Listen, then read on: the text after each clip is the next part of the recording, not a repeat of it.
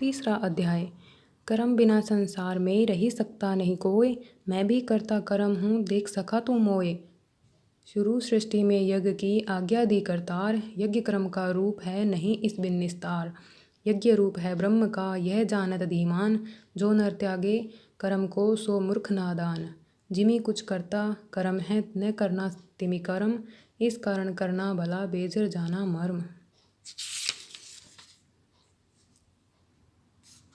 अर्जुन ने पूछा, हे जनार्दन, यदि आपके तप से कर्म से बुद्धि श्रेष्ठ है तो हे केशव, मुझे इस घोर कर्म में क्यों लगाते हो। मिले हुए वचनों से आप मेरी बुद्धि को भ्रम में डाल रहे हैं। निश्चय करके मुझे बताइए जिससे मैं कल्याण को प्राप्त हूँ। श्री कृष्ण जी बोले, हे निष्पाप अर्जुन, मैं पहले समझा चुका हूँ कि इस लोक में दो प्रकार की निष्ठा कही है। एक तो सांख्य वालों का ज्ञान योग, दूसरा योगियों का कर्म योग। कर्मों का प्रारंभ न करने से कोई निष्कर्म नहीं कहलाता और कर्मों का त्याग करके संन्यास करने से किसी को सिद्धि नहीं मिल जाती। मनुष्य क्षण भर भी कर्म किए बगैर नहीं रह सकता। प्रकृति के गुण ही सब मनुष्यों को कुछ न कुछ कर्म करने में लगाते हैं। जो अज्ञानी कर्मेंद्रियों को रोक कर आत्मचिंतन करने के बहाने विषयों की चिंता करता है, वह पाखंडी मिथ्याचारी कहलाता है। हे अर्जुन, जो इंद्रियों को मन से दमन कर विषयों में प्रवृत्त न होने देकर उससे कार्य लेता है, वह कर्म योग का अभ्यास करता है और श्रेष्ठ कहलाता है। अपने धर्म के अनुसार नियमित कर्म करो, बिना कर्म किए तुम्हारे शरीर का निर्वाह नहीं हो सकता। हे कौन्तेय, यज्ञ के निमित्त किए जाने वाले कर्मों को छोड़कर जितने कर्म हैं उनके करने से मनुष्यों को बंधन होता है। अतएव तुम फल की इच्छा त्याग कर कर्म यज्ञ के लिए कर्म करो। सृष्टि के आरंभ काल में ब्रह्मा जी ने यज्ञ सहित प्रजा को उत्पन्न कर प्रजा से कहा कि यज्ञ आदि कर्म करके वृद्धि को प्राप्त होंगे। यही सब कर्म करो, तुम्हारे निमित्त कामधेनु होवेंगे। इस यज्ञ से तुम देवताओं को संतुष्ट करते रहो और देवता भी तुमको संतुष्ट करेंगे। इस प्रकार परस्पर बर्ताव करते हुए तुम और देवता कल्याण को प्राप्त होवोगे। यज्ञ आदि कर्मों से प्रसन्न होकर देवता इच्छित सुख की सामग्रियां देंगे, परंतु उनके दिए हुए दान को जो बिना उनके भोग लगाए ग्रहण करता है वह चोर है। पंच महायज्ञ करके जो शेष बचा हुआ भोग ग्रहण करता है वे सब पापों से मुक्त हो जाते हैं, और जो अपने निमित्त ही अन्न पकाते हैं वे पापी पुरुष पाप को ही भक्षण करते हैं। अन्न से प्राणियों की उत्पत्ति होती है, अन्न मेघ से उत्पन्न होता है, मेघ यज्ञ द्वारा जल बरसाता है, और यज्ञ की उत्पत्ति कर्म से होती है। कर्म की उत्पत्ति ब्रह्म से हुई है और ब्रह्म अक्षर परमात्मा से। इस कारण सदा सब प्राणीर्थों में रहने वाला जो ब्रह्म है वह सब यज्ञों में प्रस्तुत है। हे पार्थ, इस प्रकार चलाए हुए कर्म के चक्र के अनुसार जो नहीं चलता है वह पापमय है। जो पुरुष आत्मा में ही रत रहता है और आत्मानंद अनुभव से तृप्त रहता है उसे कुछ भी कार्य शेष नहीं। वह कोई कर्म करे या न करे उसको कोई प्रयोजन अथवा लाभ नहीं है और किसी प्राणी से अपना लाभ कर लेने की भी उसे कोई आवश्यकता नहीं। इसीलिए तुम भी फल प्राप्ति की इच्छा त्याग कर कर्तव्य पालन करते रहो। राजा जनक आदि ने भी कर्म सिद्धि पाई है। इसी प्रकार तथा लोक संग्रहण को देखते हुए भी तुमको कर्म करना उचित है। श्रेष्ठ पुरुष जिस कर्म का आचरण करता है दूसरे मनुष्य उसी मार्ग पर चलते हैं, और वह जिसको प्रामाणिक मानता है उसी के अनुसार सब उत्तम मानते हैं। हे पार्थ, मुझको तीनों लोकों में कुछ भी कर्म शेष न रहा और न कोई अप्राप्त वस्तु प्राप्त करनी है, फिर भी मैं कर्म करता हूँ। यदि हम ही आलस्यमय होकर कर्मों को नहीं करेंगे तो मनुष्य हर प्रकार से हमारे ही पथ का अनुसरण करेंगे। जो मैं ही न करूं तो सब लोग भी न करने से नष्ट हो जाएंगे। इससे मैं ही वर्ण शंकरों के उत्पन्न करने का हेतु बनकर प्रजा को नष्ट करने वाला समझा जाऊंगा। जिस प्रकार अज्ञानी फल की इच्छा करके कर्म करता है वैसे ही फल की इच्छा न करते हुए ज्ञानी को लोक शिक्षा की इच्छा करते हुए कर्म करना उचित है। कर्म में अशक्त अज्ञानियों की बुद्धि में ज्ञानी भेदभाव उत्पन्न न कर, परंतु आप स्वयं कर्म करता हुआ उससे भी प्रसन्नतापूर्वक कर्म करावे। हे अर्जुन, सब कर्म प्रकृति की गुण से ही उत्पन्न होते हैं, परंतु जिनकी बुद्धि अहंकार से भ्रष्ट है ऐसे मूर्ख लोग समझते हैं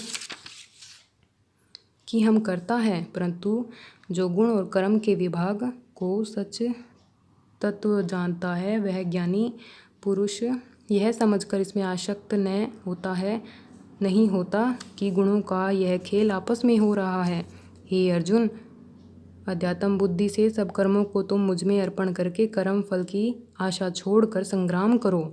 जो पुरुष श्रद्धापूर्वक मेरे वचनों पर दोष दृष्टि न करके मेरे इस मत के अनुसार आचरण करते रहते हैं, वे लोग कर्म बंधन से निश्चय ही मुक्त हो जाते हैं।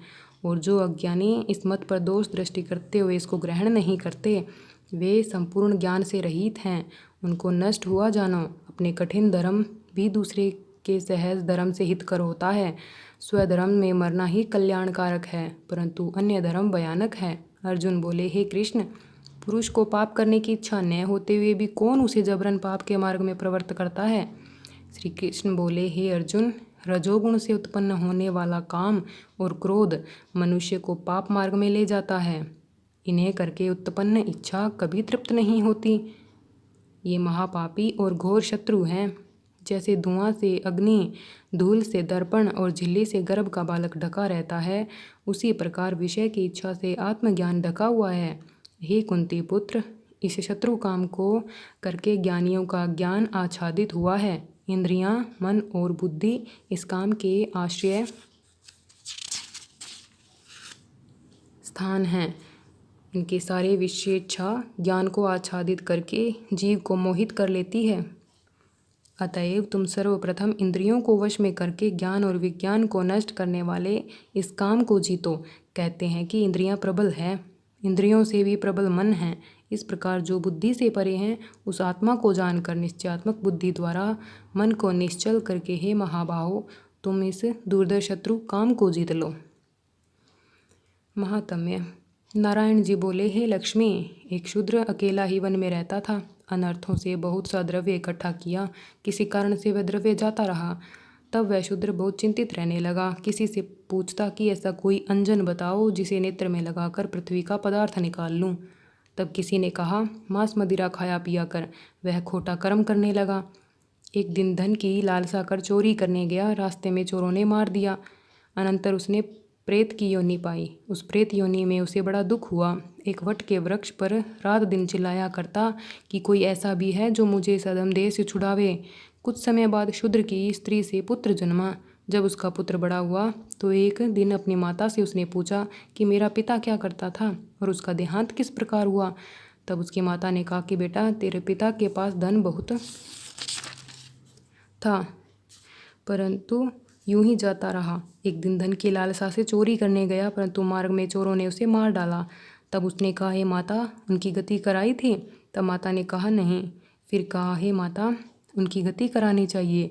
यह कह पंडितों से पूछने लगा और प्रार्थना करी कि हे स्वामी, मेरे पिता एक दिशा में जाकर मृत्यु को प्राप्त हुए हैं, उनका उद्धार किस प्रकार होवे? तब पंडितों ने कहा कि गया जी जाकर उनकी गया करो, तब पितरों का उद्धार होगा। यह सुनकर माता की आज्ञा लेकर गया जी को गमन किया। प्रयागराज का दर्शन स्नान करके फिर आगे की ओर चला। रास्ते में एक वृक्ष के नीचे बैठा। वहाँ उसको बड़ा भय हुआ। वृक्ष वहीं था जहाँ उसके पिता को प्रेत योनि प्राप्त हुई थी। उसी जगह में चोरों ने उनको मारा था। तब उस बालक ने अपना गुरु मंत्र पढ़ा। उसको एक और भी नियम था कि एक अध्याय श्री गीता जी का नित्य पाठ किया करता था। उस दिन उसने गीता जी के 3रे अध्याय का पाठ उस वृक्ष के तले बैठकर किया। वह उसके पिता ने प्रेत योनि में सुना। उससे उसकी प्रेत देह छूट गई और देव देही पाई। स्वर्ग से विमान आए।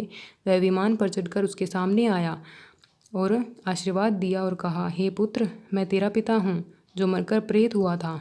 इस तेरे पाठ करने से मेरी यह देव देही हुई। अब मेरा उद्धार हुआ है। अब तू गया जी में अपनी खुशी से जा।